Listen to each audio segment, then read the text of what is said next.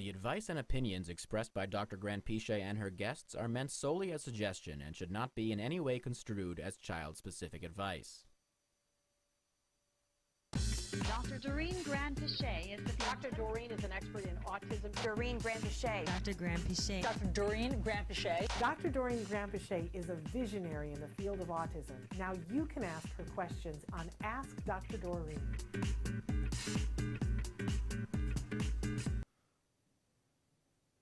Good morning and welcome to Ask Dr. Doreen in 2024. Happy New Year. Happy New Year. It's our first show live back with you. So thrilled. I'm Shannon Penrod and I'm here with Dr. Doreen Granpeesheh. Good morning. Good morning. Can I tell you how much I've missed having this time with I you know. and with all of you? It's been a very, it was like it just happened that the holidays fell on certain days, so it's been a long absence, I guess. It really has. Yeah. And especially because I have to send my apologies to those of you, there were so many people who wrote in and said that they were looking for that last show. And I had so looked forward to that last show for so many different reasons. We had planned to say happy birthday to Lori Bowersox from Autism Journey with Elijah, and I didn't get to do that. She had sent a card, which I need to show you. I played it on the show yesterday. It's one of those cards that you open it up, and it's Eli talking, saying happy holidays is the cutest thing. I got to share it with you later. It's delightful. But we had a surprise for you. Yes. That I was so looking forward to showing on the show. And I loved it. It was awesome. Well, we have the video, because from my deathbed, I was like, I can't come in. And I said, can you give it to her and videotape it? And so the fabulous Sarah videotaped it, and Chris and Sarah got together. And so, because so many people wrote in and sent their messages, and then they wanted to see you open it. Oh my God, that was and they were most bummed. Incredible thing, because, you know, I'm sure our viewers also know it becomes so stressful during the holidays, no matter how much you try. Like, I really tried to slow things down. I know for you it must have been horrible because you got sick around that time. Everything stopped like a freight train in snow. Yeah. And you know, I've been struggling since January 1st with like my daughter having COVID and a million other things. But it just, when I sat down that day, and I don't remember what date it was, but it was... Yeah, it was like the 19th or 20th. It was close enough to the chaos, you know, where I was already like, oh my gosh, I just need to sit and relax. And then I opened this thing, and it's this beautiful, like, just pops open. I kept it because I love it so much. It's so nice. And then all of these beautiful messages from our viewers and people just jumped out, and it was so touching. It was like an amazing moment, and I just have to thank everyone because it was so meaningful. I sat and I took them home. I read them right then, and I took them home. It was next to my bed for a while, all the messages, and I read every single one for my husband, who has to like go through life with me. And I'm like, look at these, isn't this so touching? And it was so lovely. Yeah, thank you so much. What a wonderful gift. Thank you. So we have that video for you. Chris is going to play it right now. Awesome. For those of you who, I didn't get to be there either, but take a look. This is her opening the box. I am opening. I haven't seen it myself. Oh look, everything's pink. Even best wishes for you. Let's see.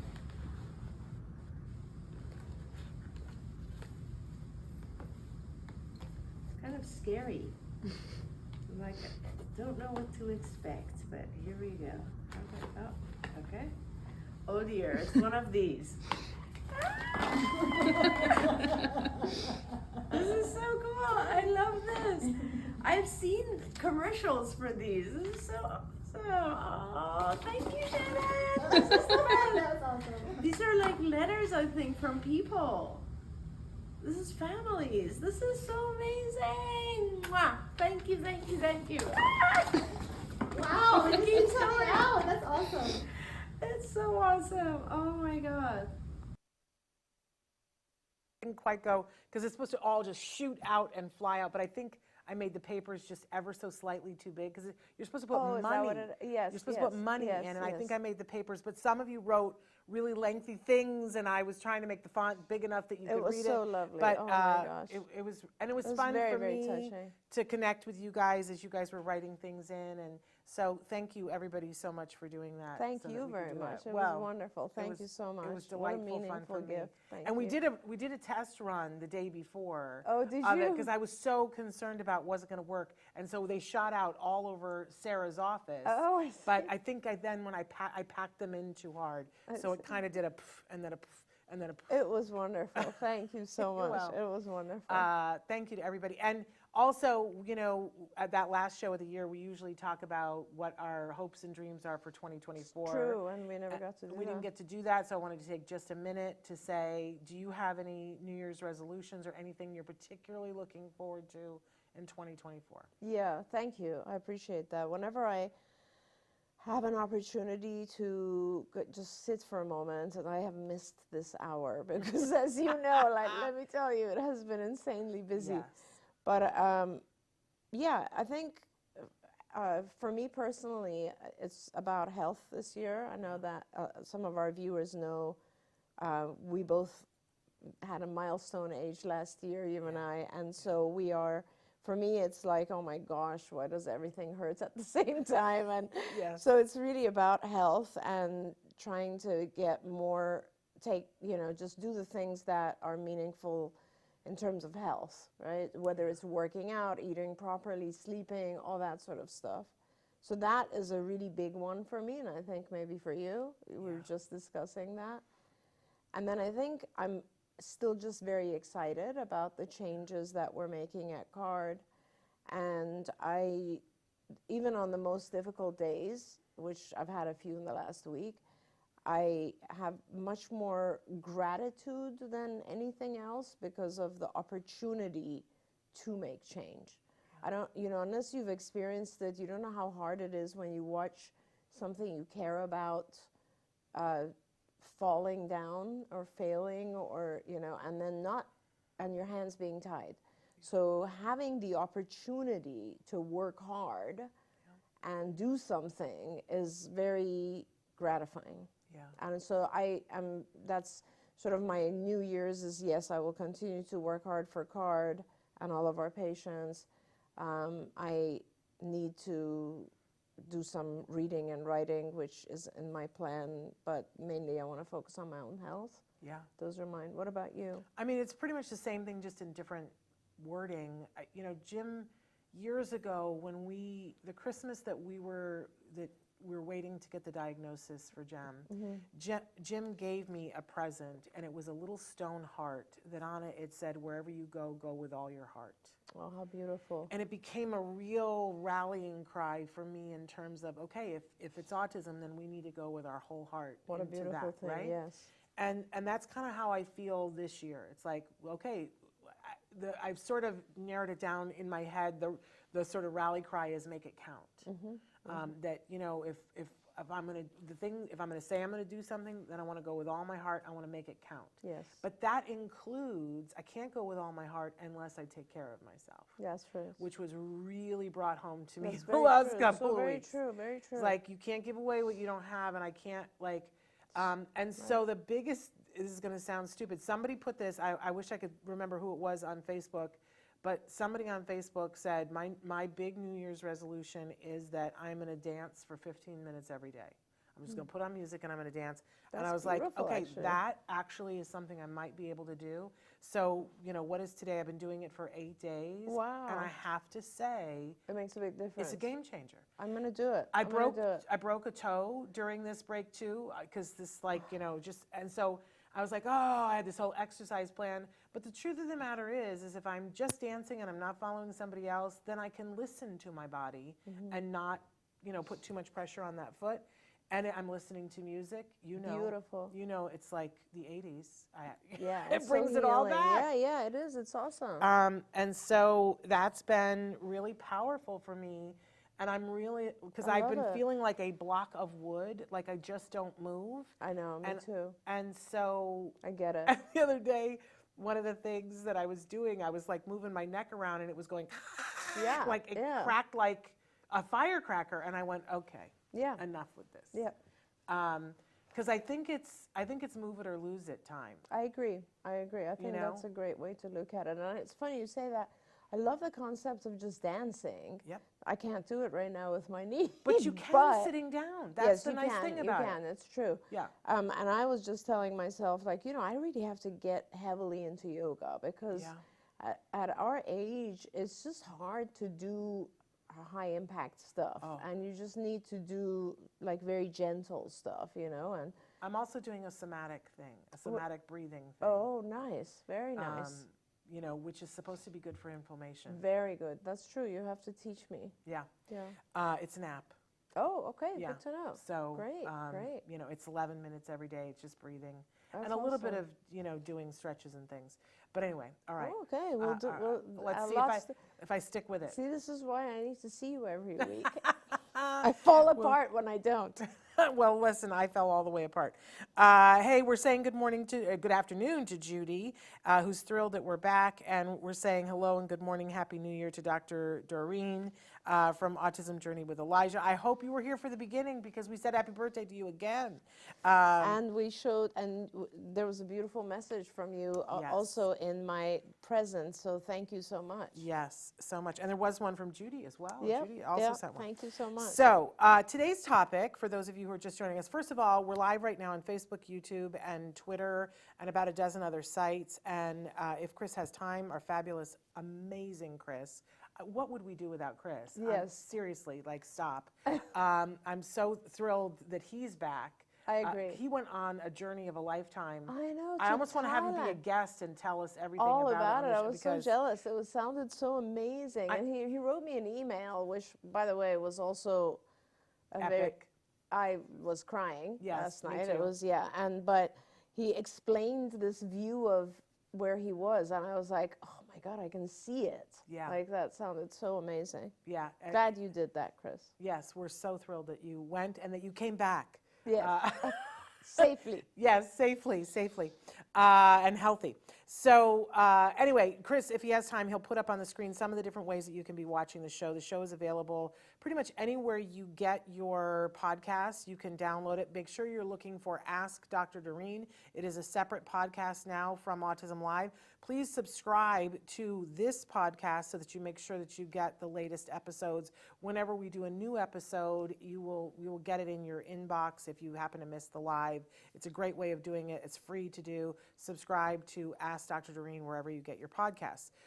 We also love and appreciate reviews. If you have not already done a review on iTunes or wherever you get your podcasts, would really love for you to do that. When we split Autism Live and Ask Dr. Doreen, it meant that, some people were having a hard time finding us. And if you really want to help this show and Dr. Doreen's message to get out, doing a review helps more people to be able to find the podcast. I do want to say that when you do the podcast, when you get the podcast, you will get some advertising because that's how we keep the lights on here, and that's a really important thing. And we hope that you'll appreciate those sponsors that are helping us to keep the lights on. But some of you have said that you'd like to get the podcast with no advertisement and that you'd be happy to pay for it. We set that up for you. We listened. And so for just $5 a month, here's the good news. If you subscribe to the ad-free podcast, you get both Autism Live and Ask Dr. Doreen, and you get that by going to glow.fm/autismlive. And then you can get both podcasts and get them ad-free. So there is that. But we love and appreciate everybody who likes, shares, and lets other people know. And we also appreciate it when you join us live and write in your questions, because I think that's the most fun for us. Absolutely. Is when we get to, feel like we're having a conversation with you guys. So today's topic, because we had this planned for the last show and we didn't get to do it, so we said, let's do that, is talking about diagnosis. Because this is an area where everybody has a lot of questions, and it's not a one-size-fits-all, because if you have a 2-year-old and you're thinking about getting a diagnosis, or you have an 18-year-old who is in the process of getting a diagnosis, or you might be 45 and thinking, well, my significant other has said I need to go get a diagnosis. It might look a little different. Yes, depending on those things. So that's what we're talking about. Should I give you a starter question, or do you want to start with a statement? Whichever. Okay. Well, the starter question is, can a child who has ADHD be misdiagnosed? My son is ADHD and ODD. He is 8 years old, about to be 9. My son was evaluated for autism, and it was ruled out. I took my son to a new psychiatrist. He does not agree with the autism evaluation outcome. He wants my son to be reevaluated for autism. What can I do in this situation? Yeah. So I'm so sorry, like, that you're going through this. It's just so difficult when our children are struggling and you get a whole bunch of different labels. Yeah. Everything that you wrote is possible. Yes, it's possible that it happens all the time, in fact, that people are misdiagnosed. Years ago, about maybe 10 years ago, you were not allowed to diagnose ADHD and autism together. Right now, you can diagnose, as of 10 years ago, you can diagnose ADHD and autism together. ODD is a diagnosis I don't like. Oh, sorry. So ADHD obviously is attention deficit hyperactivity disorder.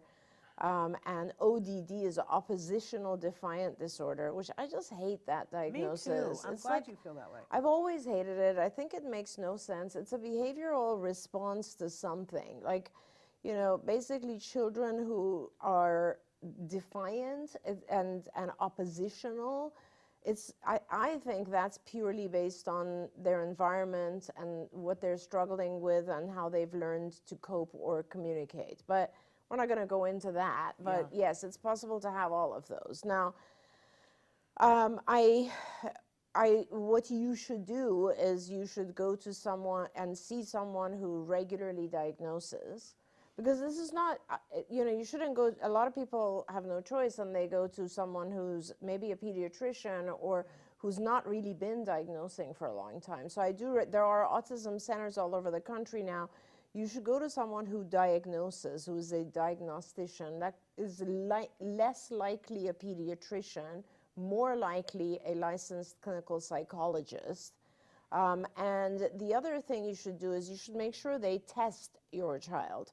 So you can give diagnoses multiple ways. Like, for instance, when I diagnose, I have diagnosed for so many years now that I don't need a test to validate my opinion. Yeah. But if someone is new at diagnosing, they need to administer a test. And there are some really good tests. For example, the ADOS is very extensive and time-consuming, but it is very valid.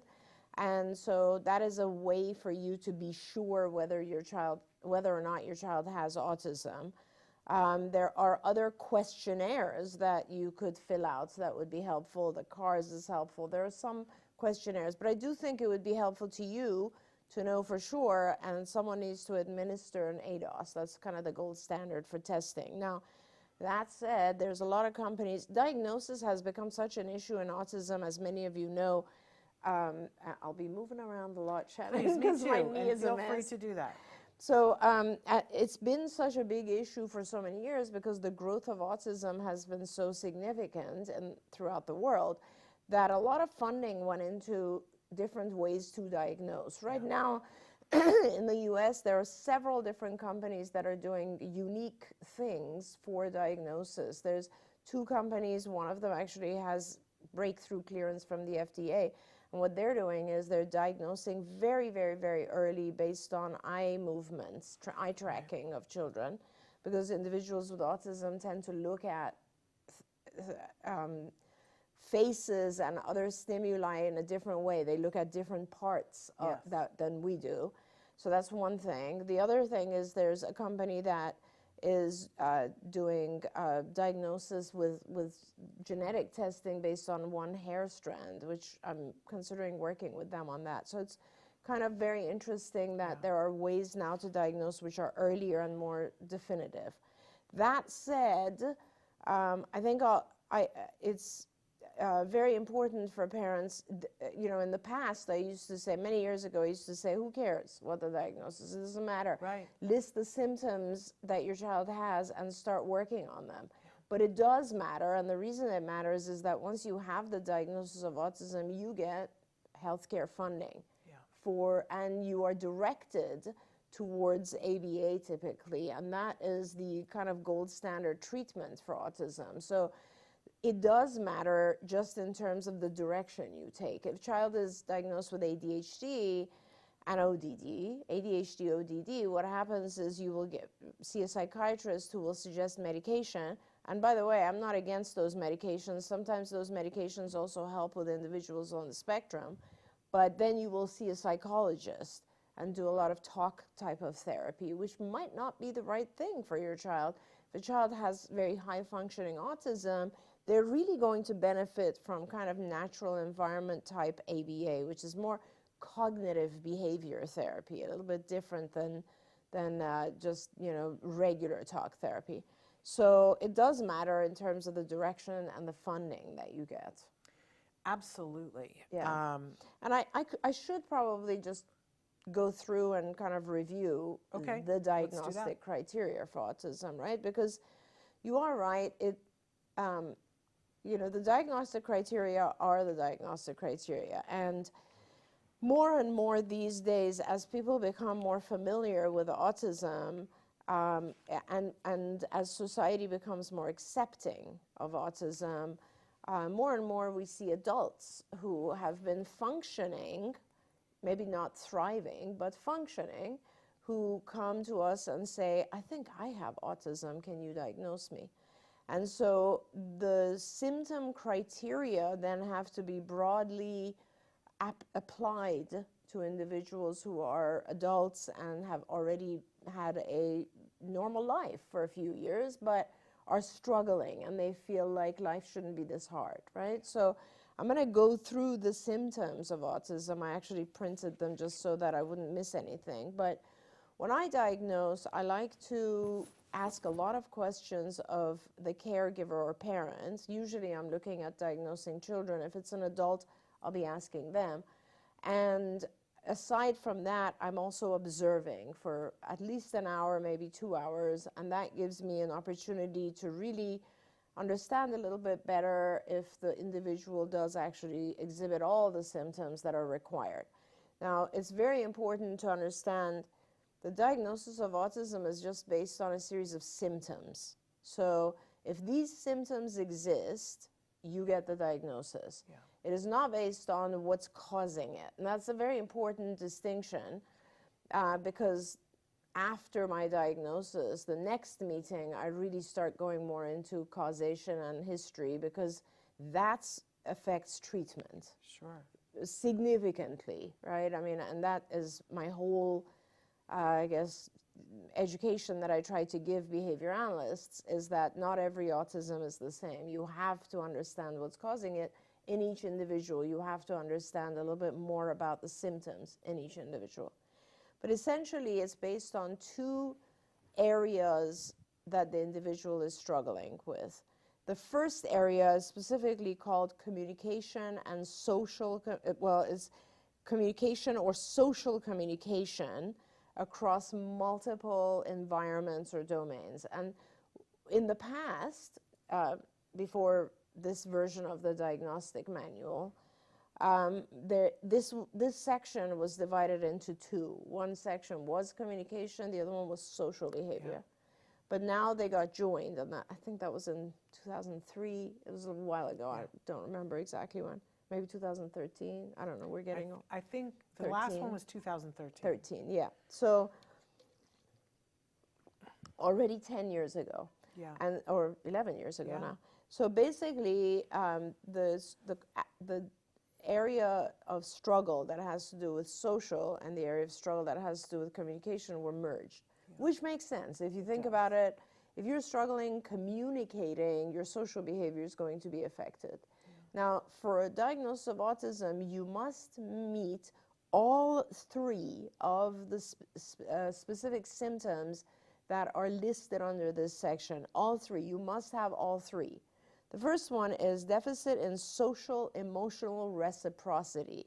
Social emotional reciprocity means, back and forth sharing of social behavior and emotional behavior. Now, examples of that are abnormal social approach. Abnormal social approach means, for example, you are standing extremely close to someone, or you are speaking very, very loud. So your social approach with people, or like you're talking to a group the same way you would talk to an individual, or you're talking to someone you know the same way you would talk to a stranger, and vice versa. So abnormal social approach. Now I'm listing 4 different types of social emotional reciprocity. So, right, as long as you have one of those types, you have an issue with social emotional reciprocity. Failure of normal back and forth conversation, right? So that's a given. Reduced sharing of interests, emotions, or affect. And this is kind of like a lot of our children that we diagnose have a very difficult time. They only share their own experiences if they need help, okay? And that's kind of not the same as this. This is a very, very important part of the diagnosis, which really has to do with, you know, as a child, it would be like, Mom, look at what I just painted, or, you know, Dad, can you help me with this? Like, look at this thing I built. But with our kids, it's not that way. They don't share their activity with someone else, or even their emotions or affect. So like, this is, you know, a child who gets hurt and doesn't necessarily run to the parent for being consoled. Yeah. I always think of this as the Disneyland thing, that I would always look at Disneyland when the parent would go, oh, look, it's Mickey, and the child would go, oh, and look at the parent and look back, and it would be this moment where they're sharing the emotion and sharing how I feel and noticing how the parent feels. Exactly, and that's, we it's call fascinating. That, it's joint attention, right? It's the beginning, and it's one of those things that actually develops around 9 months of age, joint attention. It's the whole concept of let's put our minds together, right? And we do it automatically in life as we grow up. And then there's failure to initiate or respond appropriate to social interactions, right? So all of those types of things, like having difficulty approaching social situations, not responding appropriately to social, not having appropriate conversation back and forth, not showing affects appropriate, all of that falls under this thing called deficit in social emotional reciprocity. So you just have to have That's one. Yes, you just have to have one of the examples in order to qualify for a deficit in social emotional reciprocity. That's symptom number 1 in the whole domain of social communication. Later we're going to talk about another domain, but this is the first domain, and it has 3 parts. First part is social emotional reciprocity. Second part is nonverbal communication, which I'm going to talk about. And the third one is relationships, which I'm also going to talk about. But you've got to have all 3. You have to have all 3, but you know, one symptom in each one. There we go. So the second one that we mentioned is deficit in nonverbal communicative behaviors used for social interaction. For example, any of these. Poorly integrated verbal and nonverbal communication. So, you know, not waiting your turn to say something. Being extremely loud with someone when you don't intend to be. Those types of things. Now, nonverbal, so we're talking about verbal and nonverbal. Nonverbal communication involves things like eye contact, right? Eye contact is a great example of nonverbal communication. If I'm talking to you, but I'm looking over there, that's very unusual, right? And you don't know that I am communicating with you. So, and a lot of our folks have fleeting eye contact, whether they're children, or I see a lot of this in adults, where it's just very clear that it's uncomfortable for them to have ongoing eye contact, right? And again, abnormal eye contact and body language. Right? Body language is also another one, because some of our children, or some of our teens also, they are very uncomfortable standing too close. Others stand actually too close.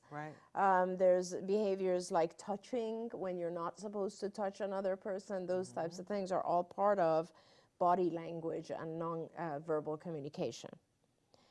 Deficits in understanding the use of gestures. Now, gestures are very important, right?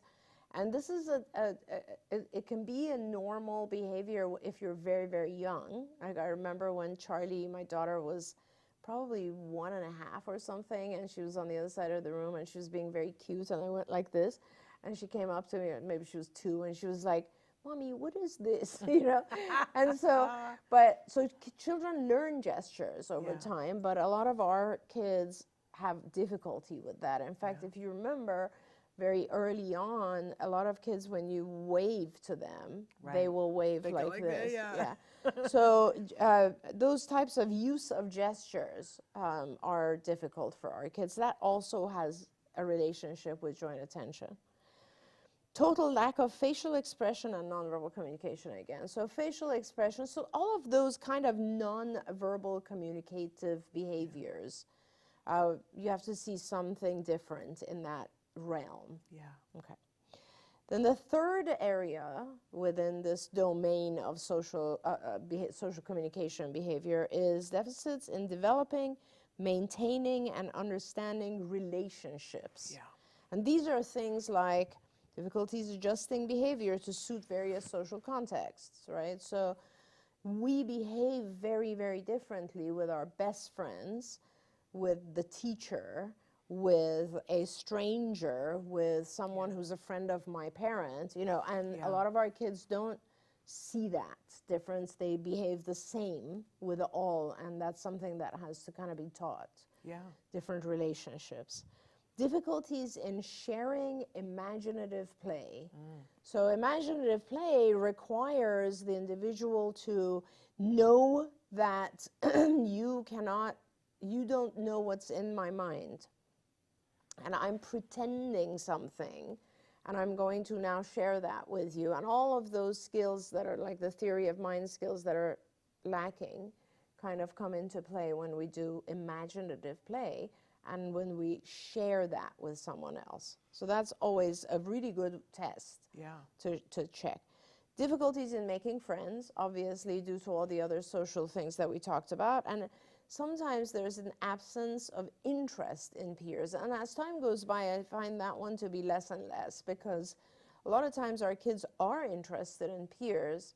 There are cases where our kids are just not interested in peers. They're more interested in adults. But many kids are interested in peers. They just really don't know how to interact with peers, or it's the other There's nothing two. reinforcing about it because they can't get into it. Exactly. They don't have the appropriate social approach. Yes. They don't have the social communication back and forth. So it all goes, all of those things that I just talked about fall under this one heading, which is social communication. There we go. So if you have to have all three of those, right? A deficit in social emotional reciprocity, a deficit in nonverbal communication behaviors, and a deficit in understanding and maintaining relationships. You have all three of those. Right. So that's 3 specific symptoms. Now it could be more. Right. Because you could have many under each of those. Now the second domain, the second area that, if you had just what I just went through, you would actually be diagnosed with social communication disorder, which is a whole different thing. That's an important thing to say, though, because I think a lot of times people go, well, I have that, so I must have autism. That's but right. this is one part of it. That's right. That's right. And you're going to tell us the the other part. thing that's also important about that, what you said, is a lot of people have social anxiety. Yes. And social anxiety will lead to almost everything I just went through. Yeah. So when you have social anxiety, you avoid people, you don't approach them appropriately, you don't maintain eye contact, a lot of that stuff happens from social anxiety. And so that's why it's common for adults to confuse social anxiety with autism. There we go. Autism is, and I always try to tell them, autism is more pervasive. It has a lot to do with how you process the world. It's not just about how you feel. There we go. Right? That's a really important statement. It is. It's about how you think and how you take in things and how you organize things in your mind. So the second whole domain is this very, very important area, which distinguishes autism, I think, from other problems. And it's called restrictive, repetitive patterns of behavior, interest, or activities. Okay, restricted, repetitive patterns of behavior, interest, or activities.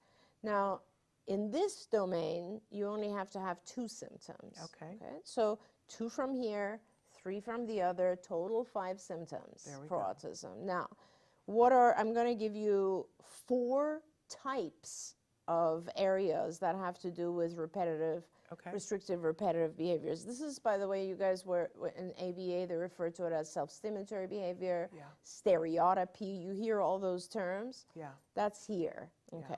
So, number 1, stereotypes or repetitive motor movements or use of objects or speech. There we go.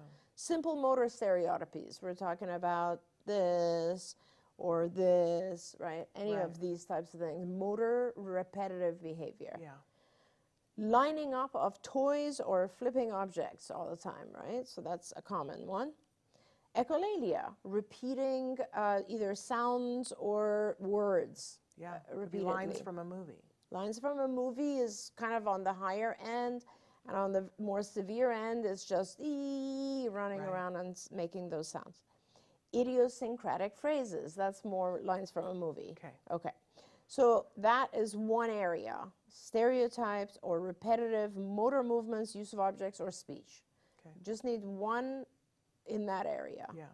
Another item number 2, this is kind of section number 2 under restricted repetitive patterns. Okay. Insistence on sameness, inflexible adherence to routines, or ritualized patterns of verbal, nonverbal behavior. So insistence on sameness usually comes out when we see extreme distress at small changes. There's an example. Difficulty with transitions, Yeah. right? Rigid thinking patterns, like everything has to be a certain way. If it's not, I'm going to get very upset about it. And this is where, in the old days, we used to say that there's an overlap with obsessive compulsive behavior and autism. That's how it looks. When you see a child with autism or an adult with autism, there are sometimes these symptoms which look very much like OCD. Yeah. Needing to take the same routine or same food or same clothing or those types of examples. Parents tell me, oh yeah, he'll never wear short sleeves, or you know, if I change the direction I take him to school, he'll have a meltdown, or if I change the furniture arrangement at home, he'll get very upset. And the presence of those, for me, as I said on my second evaluation, I start going into causation. Yeah. The presence of this type of stuff, OCD type symptoms in autism, always indicates a little bit of anxiety to me. Oh, yeah. And I note that, because then I know that I need to make the child feel a little bit safer when we start intervention. Yeah. Okay, so the third area, highly restricted fixated interests that are abnormal in intensity or focus. For example, really strong attachment to an object, like kids who love to carry around something and they have to have it, or excessively perseverative or circumscribed interests, like kids who will only want to talk about geography. Thomas the Tank. That's their thing, or Thomas the Tank, or there are kids who will, they love taking things apart. Yep. Or, you know, so that's, their focus is very, very focused on just one thing, and that's really all they want to talk about. That's it, and it's perseverative, and they do it repeatedly, and that's their thing. Yeah. The fourth one, hyper or hypoactivity to sensory input. I was very, very excited when this came in, because this was not a symptom before 10 years ago, and now it is. So this basically recognizes the fact that individuals with autism may have an apparent different reaction to pain or temperature, an adverse response to specific sounds or textures, which is like so important, the sensory input, right? Yeah. Excessive smelling or touching of objects, which we see very frequently.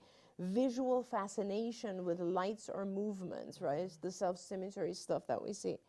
And so all of this stuff, I listed 4 different areas, like stereotyped motor movements, insistence on sameness, highly restricted fixated interest, and then this hyper or hyposensitivity to sensory input.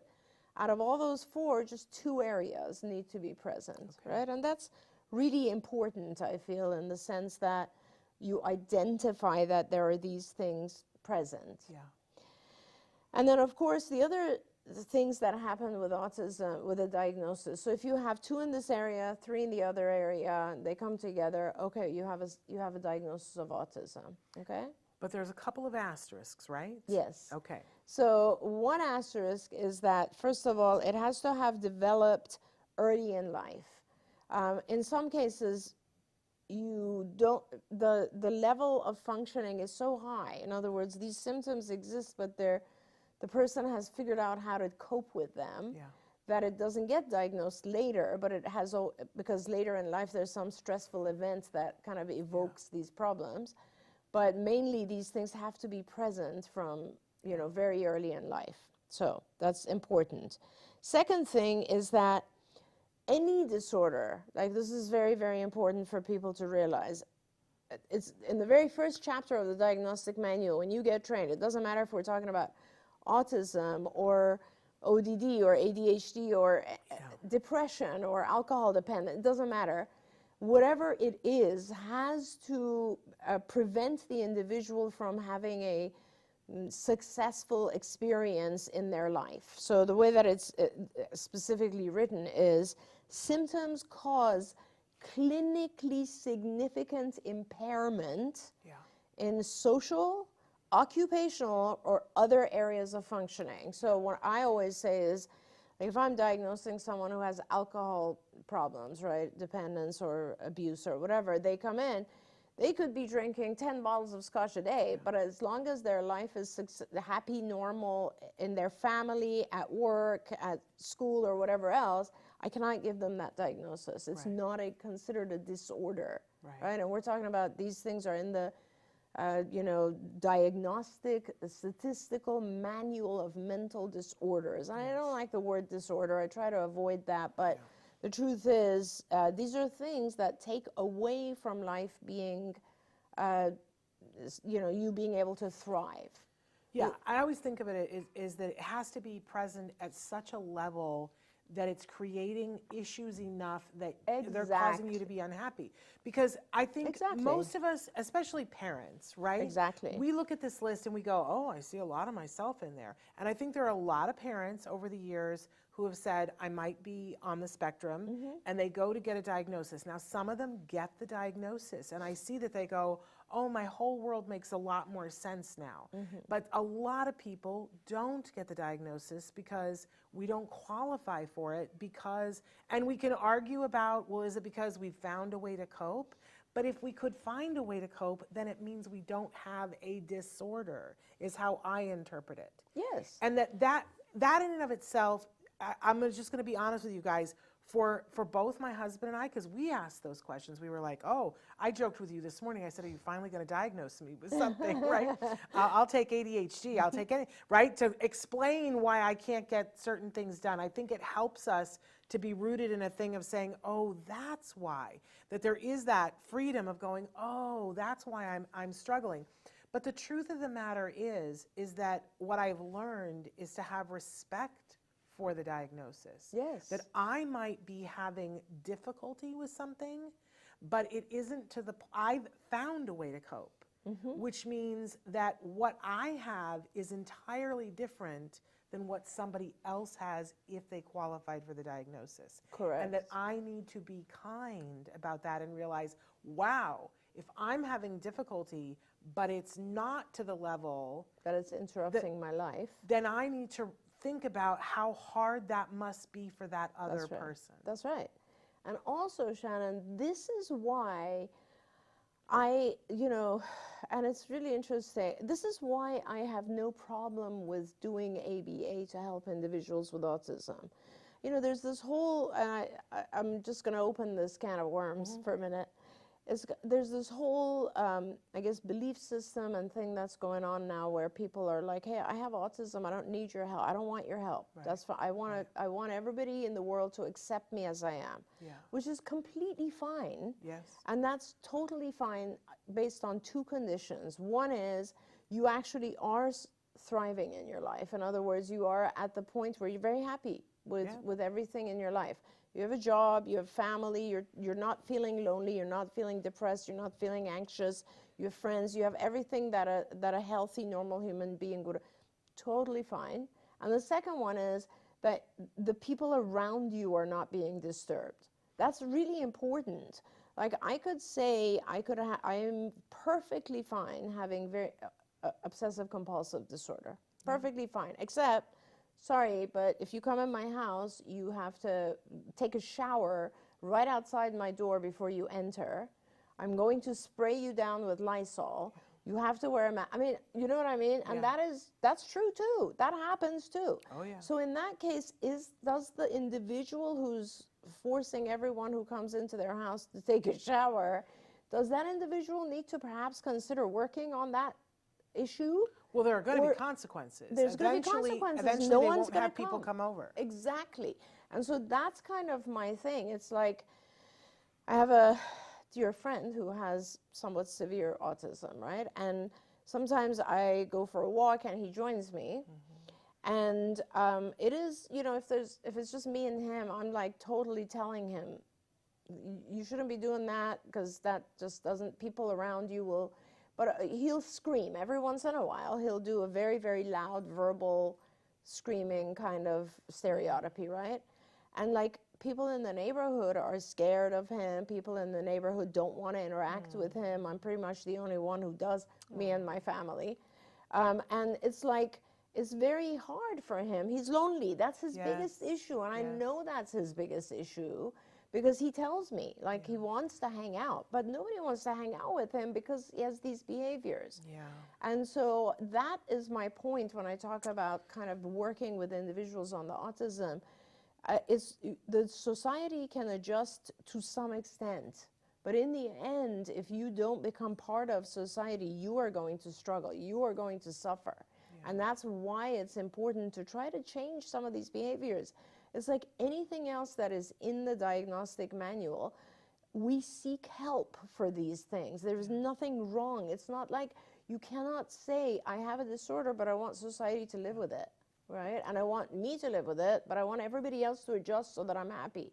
That just doesn't work that way. We all have to kind of work on things in order to fit into a specific society. And that's also why I don't have a problem with the word recovery, which a lot of people nowadays do. Because you talked about, you know, an individual who has some of these symptoms and they've learned how to cope. Yes. I know lots and lots of individuals who've learned how to thrive. Because they've had years of ABA and they've learned and they are totally amazing and awesome and just doing incredible things in life, more than us, you know, and just being brilliant people with wives and families and doing everything that people thought they could never do. So, and they've lost the ability to be diagnosed. So for me as a diagnostician, if you did one day fit these symptoms and one day you don't, you're recovered. You don't have these, you might have something else. You don't have the disorder. You don't have this disorder. You might now still have some parts of it, so I might now diagnose you with ADHD or with social anxiety disorder, but you don't have this disorder. And your brain may still look at things in an entirely different way. Correct. I say this all the time, that my son's brain is so much better than mine. So much better than mine. But do you know where my son is today? He's doing jury duty. There you go. That's where my son is There you today. go. There you go. And Shannon, think about every child that grows. Every child. When we're a child, we have a different way of looking at things. If you're a child, and we all change over time. If you're a child that is sent to math school, you will look at things completely different than if you're a child who's sent to art school. Like, so our brains adjust to society. This is very important. We learn to be part of society. Otherwise, honestly, half of us would be running around without clothing. Because that's how children are, right? The other thing I want to say before we leave is on the diagnosis, two other very important parts. One is that when you diagnose someone, you want to make sure that the diagnosis is not there are specific aspects of the diagnosis that you need to list. For example, there are individuals who might fit all of what I just went through, but they have completely normal intellectual ability. And that's important because in the past, like we had Asperger's, and that was kind of joined under this autism spectrum disorder. So there are these things called specifiers. When you give the diagnosis, you can say ASD, and then you say with the following specifiers. And the specifiers are things like, is there intellectual impairment or not? Yeah. Is there language impairment or not? Because you can have individuals whose language is fine, but they're still showing all the other symptoms. Is there a known medical or genetic? Now, this is very important because we're now we're coming to realize that certain genetic disorders like Angelman's, for instance, resembles autism, or if you have that genetic disorder, you will have all of these symptoms, and therefore you will get a behavioral diagnosis of autism. So now it becomes really important to identify. Listen to this, it is associated with a known medical, genetic, or environmental factor. I loved when they put that in. It was so important because, you know, there's a whole class of physicians who believe that the genetic component of autism is triggered by an environmental factor such as toxins. Yes. And so I'm glad that this is in here because it allows you now as a diagnostician to address that. Yeah. Or is it associated with another neurodevelopmental or mental disorder? We've seen kids who've had strokes. Yes, that's right. Or brain tumors. That's right. And the last one, which actually is very important, and although we didn't have there's not a lot of this. This is very, very minimal. It does exist, and it is very, very devastating, with or without catatonia. And there are individuals who have catatonia. Catatonia is a very, very strange disorder that we don't know much about, but it causes the individual to freeze, literally freeze. And I remember back in currently I have 2 patients that have catatonia. Back in the 80s, 70s, when I used to do some internships at, there was a hospital called up here that closed, which was a mental hospital, Camarillo State Hospital, and there was an actual ward where there were individuals who, catatonia in those days was part of schizophrenia, and there was a ward where you had individuals who, it was called catatonic schizophrenic, and they were literally frozen for days. It was insane to see someone who has and now we see it with very, very few numbers, but it does exist within autism. Okay. One last thing, and I'm going on. And then we have some questions. I know, and I apologize, but and it's important because these are the specific things that people don't realize. There's a lot that goes into a diagnosis. Knowledge is power. So there's one last thing, which is there are the two domains that we just talked about, the social communication and the restricted repetitive. You have to, as a diagnostician, you have to rate the severity of the individual in those 2 areas. Yes. So when you have 2 numbers, when you have social communication, I can give you a rating of 1, 2, or 3. 1 means you're mild in that, you have mild deficits in that area. However, can we, because this drives me crazy. Technically it says needs support, but at the lowest level. But what I hate is when doctors say, oh, your child's a 1, so they don't need anything. Yes, the very definition of a 1 means you qualify for the diagnosis, needs support. That's right. At the lowest level, that's right, but still needs support. Needs support. That's right. That means, like, for instance, we've made some accommodations on their IEP. That is support. Right. So it's level 1 needs support, level 2 needs significant support, level 3 needs substantive support. So it's kind of like the amount of support increases when you're more severe, right? So the first number has to do with how much support you need in the area of social communication, and the second number, again a 1, 2, or 3, has to do with how much support you need in the area of restricted repetitive behaviors. This is important because a child who is a, let's say, 1, 3, that means they have pretty decent social communication. They don't need a huge amount of support there, but they have a lot of repetitive restrictive behaviors or sensory issues. They need a lot of support in that area. That's a 1, 3. That's a very different child than a child who is a 3, 1. A 3, 1 means this individual has almost no language at all, no ability to communicate, no social interaction, But you know what? They have very, very few restrictive repetitive behaviors. They might have a little bit of sensory input issues, but not much. Those two children are very different. So what drives me crazy, Shannon, is when people diagnose and they give one number. Yeah, There are two numbers, and the two numbers matter. Yeah. That tells you the severity of the autism in each individual. And if you get something with one number, go back. Go back and say, I'm supposed to have a severity factor within each domain. Either you have somebody who is half you-know-whatting it, or they don't know what they're doing. Yeah.